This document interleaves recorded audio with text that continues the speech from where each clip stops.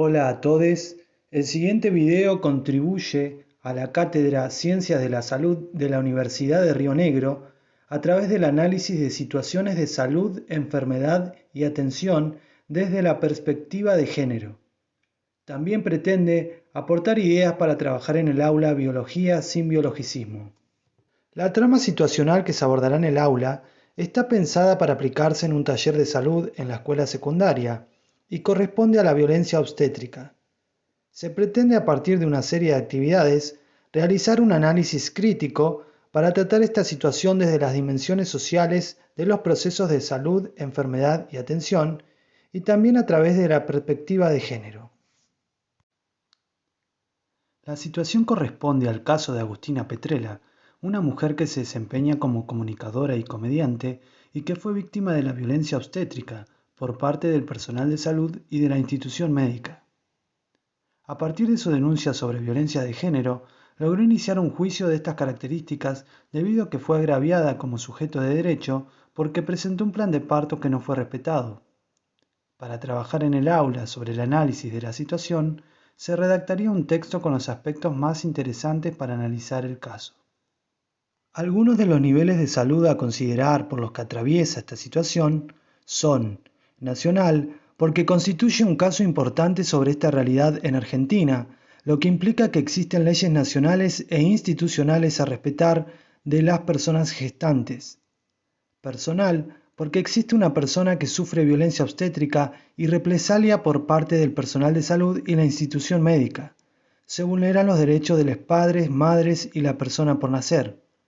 A nivel familiar, porque planificó con su pareja cómo quería que sea el parto, por ende hay un deseo de los padres y madres de tener un parto respetado. Se abordaría también en relación al discurso médico, mediático y jurídico, el trato deshumanizado, el abuso de medicalización y la patologización de los procesos naturales por parte del personal de salud y la institución sobre el cuerpo y los derechos reproductivos de las personas gestantes. Se trabajarían con las frases testimoniales más llamativas que surgen de este tipo de violencia de género para su posterior reflexión. Continuando con el abordaje del discurso que atraviesa este caso, se tomará como ejemplo el plan de parto programado que había pedido Agustina, ya que este mismo no fue respetado. Se podrá indagar entonces sobre la vulneración de derechos, ley de parto humanizado, abuso de medicalización, patologización del parto y el paciente en estado de sumisión total. Todos estos aspectos que son consecuencia del modelo médico hegemónico y de la autoridad médica heteropatriarcal y misógina, se podría trabajar a partir de preguntas que ayuden a pensar qué derechos se vulneraron o por qué no se respetó su decisión.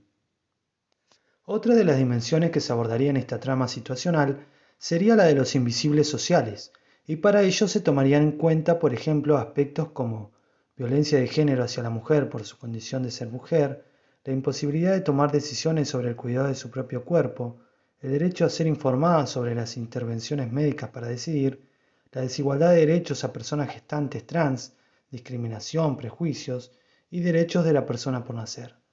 También se utilizaría parte del texto para abordar estos invisibles y analizarlos. Otro aspecto importante corresponde a pensar el trato del modelo médico hegemónico que invisibiliza a las personas gestantes de diversos géneros.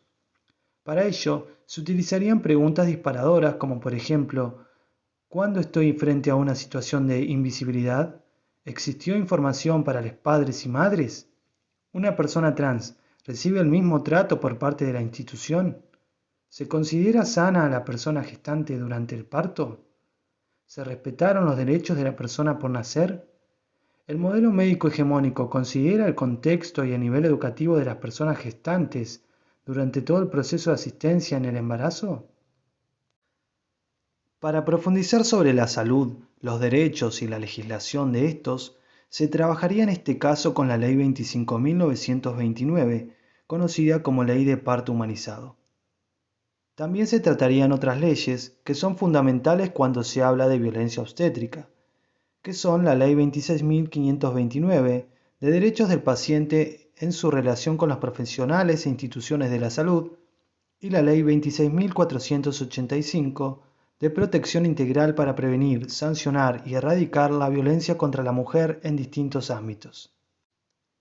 Para lograr un análisis más profundo de esta situación trabajada en el aula, también se tendrían en cuenta las instituciones implicadas cuando hablamos de violencia obstétrica, como lo son los centros de salud públicos, es decir, hospitales, o los centros de salud privados, como las clínicas, y se pondría en contexto el caso que se está analizando.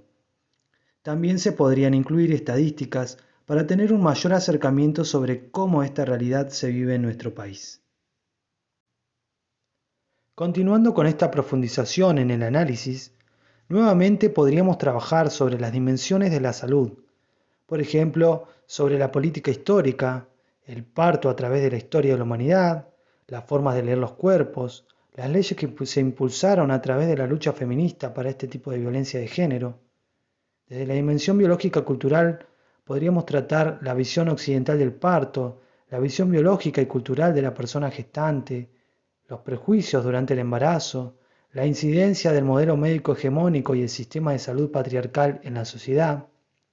Desde la dimensión socioeconómica podríamos trabajar la violencia obstétrica sin discriminación de clase social, situación económica de las personas y su incidencia en tener un parto humanizado, y estadísticas de violencia obstétrica y clase social.